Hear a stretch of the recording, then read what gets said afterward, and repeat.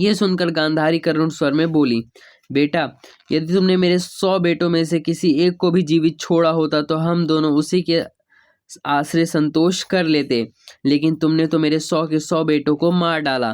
कहते कहते बूढ़ी गांधारी का गला भर आया, पर थोड़ी देर में वह संभल गईं।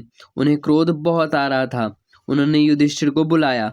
युधिष्ठिर डरते डरते गांधारी के आगे आए और हाथ जोड़कर खड़े हो गए। यद्यपि गांधारी ने आंखों पर कपड़े की पट्टी बांध रखी थी, फिर भी युधिष्ठिर की उनकी ओर देखने की हिम्मत नहीं हो रही थी। युधिष्ठिर की नजर बातों से गांधारी द्रवित हो उठी। वह कुछ न बोली। उन्होंने युधिष्ठिर की ओर देखा भी नहीं। उन्हें भय था कि युधिष्ठिर पर मेरी कुद्र दृष्टि पड़ी तो वह कहीं भस्म न हो जाए, इसलिए उन्होंने अपना मुख दूसरी तरफ फेर लिया। फिर भी युधिष्ठिर के पांव की उंगलियों पर उनका जरा सी निगाह पड़ गई। निगाह पड़ते ही उनकी उंगलियां काली और विकृत हो गईं। गांधारी का यह शोकोद्वेग देखकर अर्जुन भी डर गया और श्री कृष्ण के पीछे ही खड़ा रहा, कुछ बोला नहीं।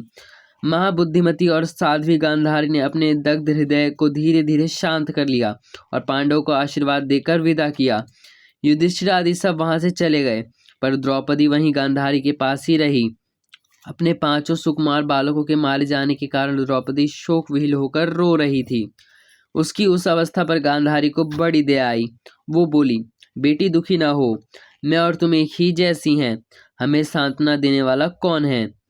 इस सब की दोषी तो मैं ही हूँ।